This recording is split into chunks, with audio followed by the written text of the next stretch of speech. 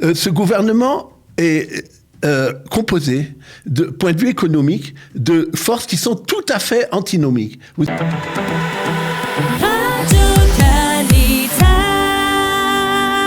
Et comme chaque mercredi, nous avons le plaisir de retrouver dans notre studio le docteur Daniel Guggenheim pour sa revue de la presse économique. Boker Tov, Daniel. Bonjour.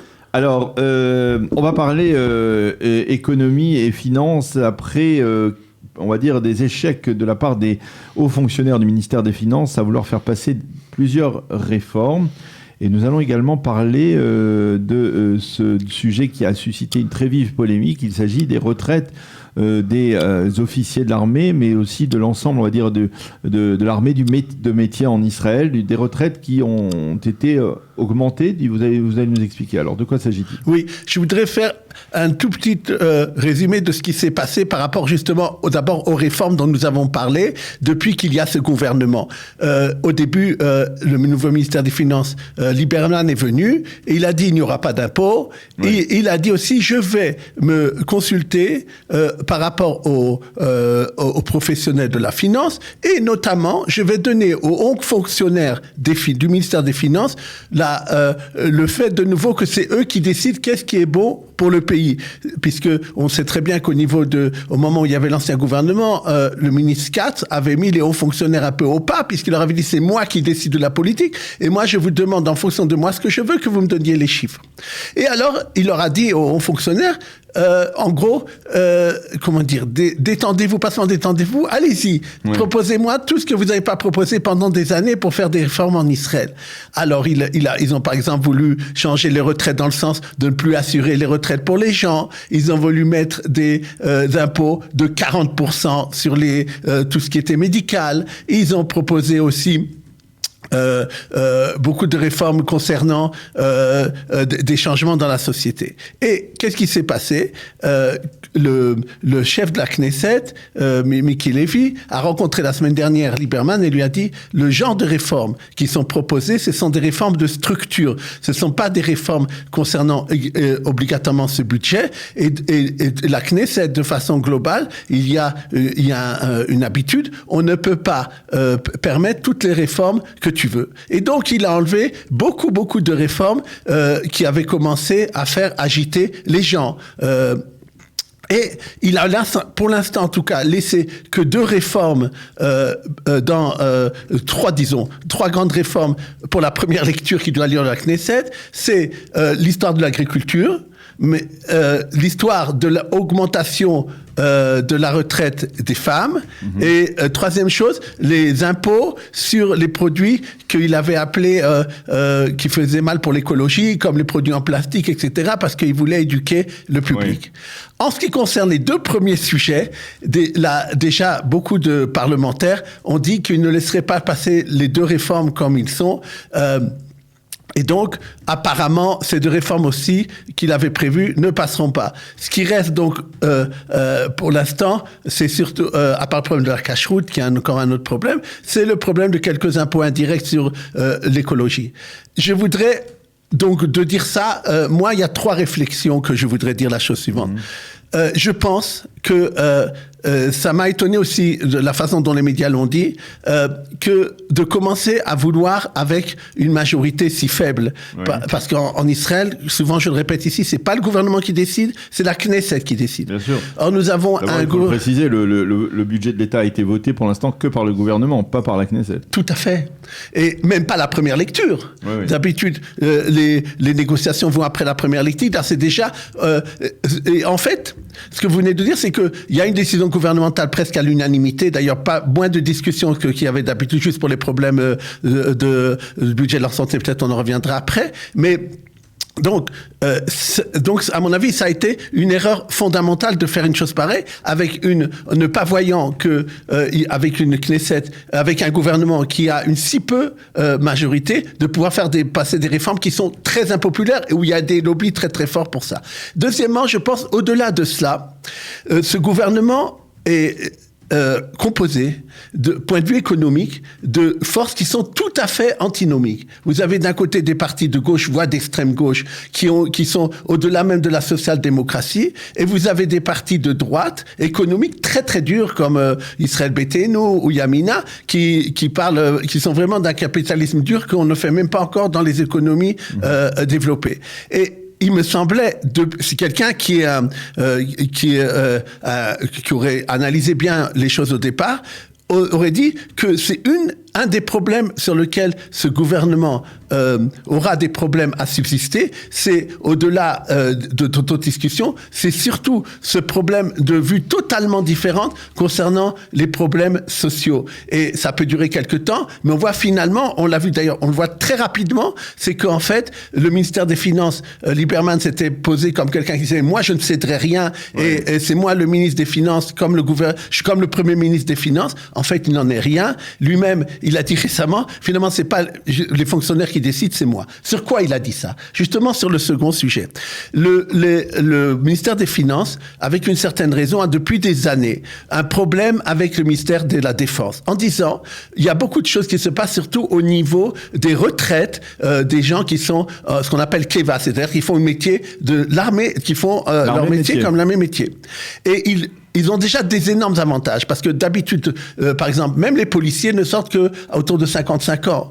Eux là-bas, à 45 ans, ils sont déjà sortis, ceux qui ont fait l'armée de métier. Ils ont souvent donc ils avaient des grades à l'armée, donc ils ont des grandes retraites et qui sont pas comme nous autres, la plupart des gens liés à la bourse, des choses comme ça, qui sont des retraites qui sont assurées. Et en plus, à 45 ans et en plus avec les liens qu'ils ont pu faire au niveau de l'armée, ils arrivent à se réintroduire dans la machine économique. Et ça, c'est un très grand problème. Et le ministère des Finances voulait à penser qu'il aurait pu à ce moment-là, puisqu'il avait une certaine conjoncture, de pouvoir aller sur justement une restriction à ce niveau-là des conditions de retraite. Or, ça a été un fiasco total. Lieberman a non seulement été d'accord avec ce que Sgan disait et le Ramatkal Kochavi, mais en plus, ils ont augmenté en plus les avantages qu'il y avait jusqu'à maintenant. Et donc, ça a été ça a été un recul. Ça a été un recul aussi au fait qu'ils avaient voulu baisser un peu le budget de l'armée. Et tout de suite, Gantz a eu une augmentation beaucoup plus importante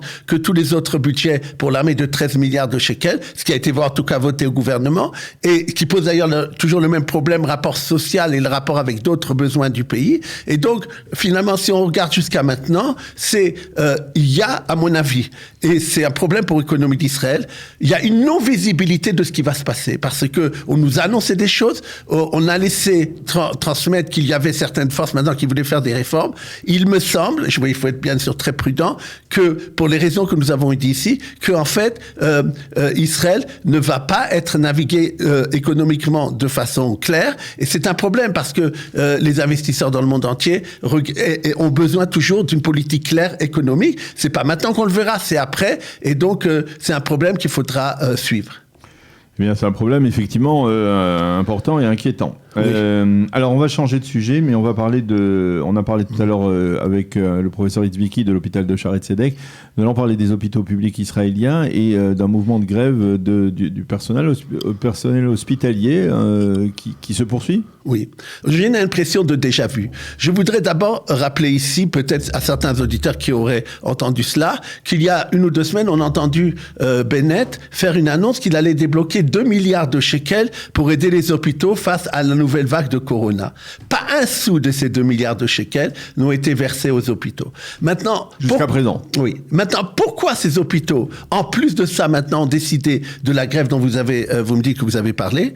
C'est parce que depuis le mois de juillet, même ce qu'on appelle la Tosefet Corona, ils avaient jusqu'à maintenant, d'après l'ancien gouvernement, une hausse pour le Corona qui leur avait été donnée, qui leur permettait de faire face à des nouveaux défis financiers, puisqu'il y avait un problème de Corona qui n'existe pas. Cette Tosefet Corona, ils disent ne plus la recevoir depuis le mois de juillet. Maintenant, on en avait parlé il y a quelques chroniques de cela, ces hôpitaux-là, qui sont des hôpitaux publics, je vous avais noté Sharet Tzedek, il y a aussi Lianadon Natania, Hadassah à Jérusalem, donc ont un problème de structure, de financement par rapport à l'État, comme de la façon dont ils sont financés, qui est différent des hôpitaux qu'on appelle gouvernementaux, qui eux, c'est beaucoup plus simple, ils reçoivent des budgets. Ils reçoivent l'argent du gouvernement. Maintenant, il faut que vous compreniez, je suppose, c'est pas pour rien que c'est les mankalim, c'est-à-dire les PDG, les chefs économiques de ces différents hôpitaux ont décidé de faire cette grève. Parce qu'il faut que vous compreniez, puisqu'il y a 2 mois, le ministère des Finances ne fait plus passer les budgets.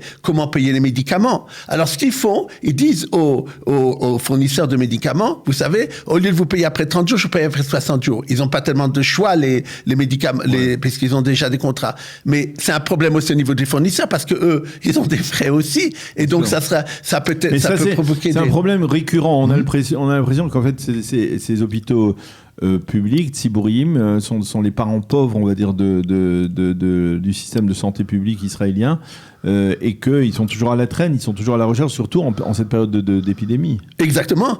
Et eux, ils ont voulu plusieurs fois, ils sont venus, on les voit venir, qu'ils ont fait des discussions avec le ministère des Finances des mois et des mois pour essayer de voir. Et ils voient que ça ne sert à rien, qu'on leur fait toujours reculer et qu'on ne leur donne pas ce qu'ils ont besoin, qu'ils ne règlent pas le problème de fond dont vous venez parler.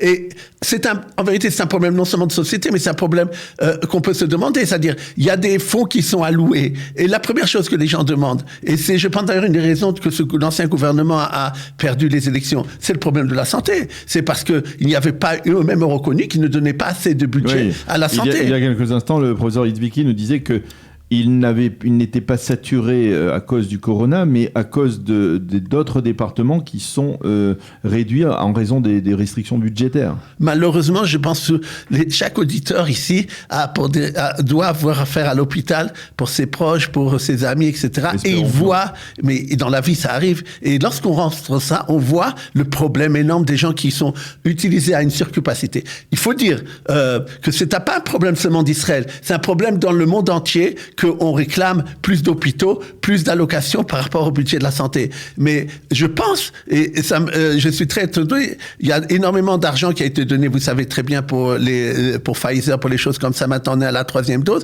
Maintenant, ils ont donné de l'argent pour les sérologiques, et tout d'un coup, ils ont dit finalement, ça a été pas bien fait, on arrête tout. On se demande des questions. Pour les vaccins, pour ce qui était Pfizer, ils avaient très bien réussi, ça allait très très vite. Et là, qu'est-ce qui va se passer? Pourquoi il y a eu cette erreur? Il y a des problèmes. Et je pense que le problème est fondamental, il revient au premier sujet. Je pense que c'est le politique qui doit diriger l'économie. C'est-à-dire, les politiques doivent donner au ministère des Finances, au budget, à ceux qui font les impôts, de leur donner, voilà ce que nous on veut. Et en fonction de ça, vous nous dites comment vous allouez les sommes qu'on vous dit d'allouer, etc. C'est pas. Donc c'est un peu le même problème. Et donc au niveau des finances, et là aussi on peut peut-être pointer un doigt accusateur en direction d'Avigdor Lieberman. Oui, et bien sûr, parce qu'il y a pas de visibilité, il y a du zigzag, et il y a un problème par rapport aux fonctionnaires du ministère des Finances. Tout ça n'est pas bien géré. Alors on va parler maintenant aussi de la rentrée scolaire. On a beaucoup parlé de la rentrée scolaire sur le plan du corona. Quelles sont les données que vous pouvez nous fournir sur le plan économique au niveau de cette rentrée scolaire et des conseils aussi que vous pouvez nous donner? Oui, d'abord, je ne sais pas si vous avez fait écho. Ce matin, j'ai vu dans Internet que peut-être Motzei Shabbat, Bennett va annoncer que la rentrée est repoussée du 1er au 12 septembre. Ouais. Je ne sais pas si ce qui va se passer. Je pense aussi ça, c'est un problème de visibilité parce que il faut comprendre qu'il y a des gens qui ont C'est un problème de confiance. Hein. On avait beaucoup de problèmes avec le gouvernement de Netanyahou au niveau de la confiance parce que cette confiance a été perdue. Est-ce qu'on retombe dans le même cas de figure ici avec ce gouvernement? Bien plus grave, parce qu'il faut comprendre qu'il y a des gens qui auraient voulu maintenant retravailler, des parents d'élèves. Comment ils peuvent retravailler si finalement leurs enfants vont rester à la maison jusqu'au 12 septembre ou presque peut-être tous les mois de septembre? Ils peuvent pas prendre un nouveau travail. C'est un problème par rapport à ces gens-là. Et donc, il ne fallait peut-être pas décider de dire on rentre au 1er septembre pour ne pas rentrer finalement. Oui. Pour l'instant, on reste au 1er septembre. On va pas compliquer les choses parce qu'il y a déjà beaucoup de parents qui ont des difficultés sur ce qui se passe, mais voilà. Je conseille surtout qu'on écoute tous les jours Kalita vos émissions pour être au courant. Et maintenant, concernant les budgets, on estime que la rentrée scolaire par enfant, c'est entre 600 et 800 shekels que ça va coûter. Maintenant, je voudrais dire à certains parents d'élèves, ou pas seulement certains parents d'élèves, je ne sais pas comment ils sont habitués sur peut-être des Olim qui sont venus. Ici, il faut savoir d'abord qu'avant, il y avait un grand budget que les parents devaient faire au début de l'année concernant les livres. D'abord, maintenant, il y a une façon, il y a un prix des livres, même neufs, qui sont indiqués, et si vous allez à un endroit et vous voyez que ce prix est dépassé, il ne faut pas le faire. Deuxièmement, beaucoup d'écoles, bien entendu, ont enlevé ce budget de livres à acheter chaque année qui coûtait des milliers de shekels aux parents, et font un système de prêt. Donc, il ne faut pas, surtout maintenant des conditions difficiles où on est, mettre de l'argent peut-être pour rien, bien se renseigner avant les achats. Maintenant, d'autres conseils qui sont donnés. Ne pas aller avec votre enfant acheter les fournitures scolaires. On a remarqué que lorsqu'on va avec l'enfant, c'est 20% plus cher. On paye plus maintenant. Pourquoi? Parce que souvent, ils veulent des marques, ils veulent des choses qui arrivent en ce moment. Et donc, vous vous cédez. Donc, ça, c'est un problème qu'il faut voir. On l'avait pas remarqué, ça. C'est vraiment une nouveauté, ça, que vous nous informez. Dont vous nous informez, ça. Et c'est dans les sites financiers d'Internet, ils vous le conseillent. Ils vous disent aussi que les trousses ne doivent pas dépasser 6 shekels, qu'il y a, souvent, vous devez mettre le même uniforme. Vous pouvez avoir 8 chemises pour 100 shekels. Il y a des magasins qui sont spécialisés, qui ont déjà, depuis le début d'août, ont vu qu'il va y avoir la rentrée scolaire, et ils organisent, font des pubs et font des soldes pour ça.